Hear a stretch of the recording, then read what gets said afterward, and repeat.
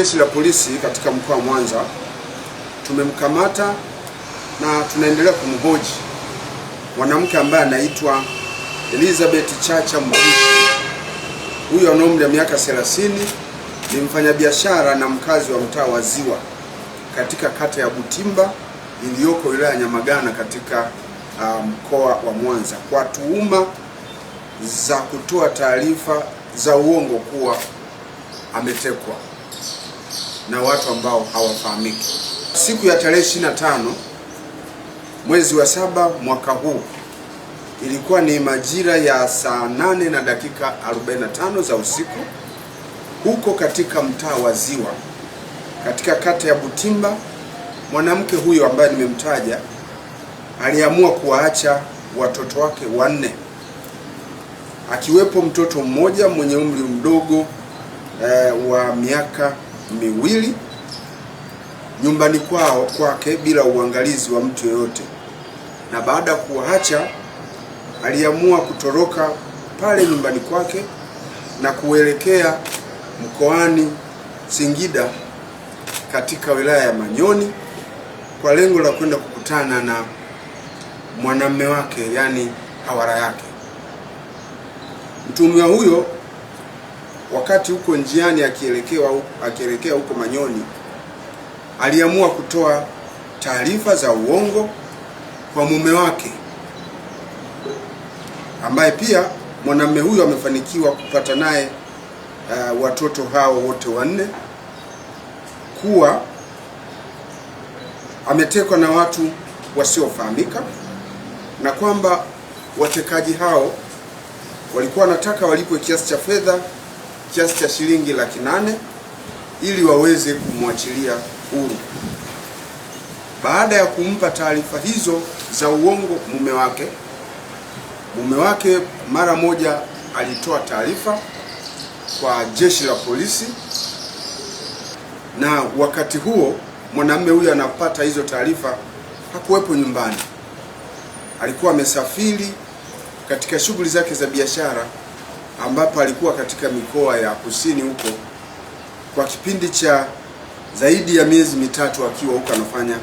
biashara. Jeshi la polisi baada ya kupata taarifa hizo, tulianza kufanya uchunguzi na ufuatiliaji wa kina kuhusiana na taarifa hiyo ambayo ilistua na ilileta taharuki kubwa katika jamii nzima ya mwanamke huyo, mume wake, pamoja na wananchi wa eneo hilo la Butimba na mkoa wa Mwanza kwa ujumla. Baada ya kufuatiliaji wa kina kufanywa na jeshi la polisi, tulibaini kwamba taarifa hizo hazikuwa na ukweli wowote. Hata hivyo, askari wetu makachero waliweza kufuatilia na hatimaye walifanikiwa kumkamata mwanamke huyo siku ya tarehe 26 mwezi wa 7 mwaka huu. Wakati mwanamke huyo anakamatwa na askari wetu wa jeshi la polisi, alikutwa akiwa salama salimini, lakini wakati huo alikuwa tayari amekwisha safiri kutoka Mwanza kwenda Manyoni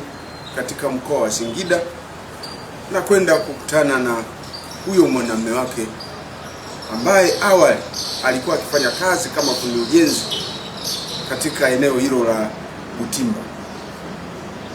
Baada ya mahojiano ya awali, mtuhumiwa amedai kuwa amefanya kitendo hicho kutokana na maisha alisukumwa na ugumu wa maisha ya ndoa, hasa kutokana na mume wake kutingwa na majukumu mengi ya kibiashara yaliyomfanya mwanamume huyo kusafiri mikoani mara kwa mara, na hivyo yeye kukosa huduma ya kindoa.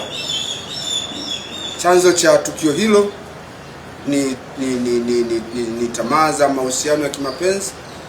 na mtuhumiwa anaendelea kuhojiwa na jeshi la polisi kwa kosa hilo la kutoa taarifa za uongo kwa jeshi la polisi na kwa wananchi wengine kwamba alikuwa ametekwa na watu wasiofahamika, na hivyo kuleta taharuki kubwa kupitia taarifa zake hizo ambazo zilikuwa ni za uongo. Jeshi la polisi mkoa wa Mwanza, kutokana na tukio hilo, Tunaomba wananchi kuacha mara moja kujitungia matukio yanayozua taharuki kama vile kujiteka kwa nia ya kujipatia fedha au kufanya mizaa au kutatua changamoto za kifamilia. Kitendo hicho ni kosa kisheria, lakini pia kinapoteza rasilimali na muda mwingi wa jeshi la polisi ambao ungeweza kutumika kuzuia na kuchunguza uhalifu mwingine wa ukweli uliojitokeza katika maeneo yetu.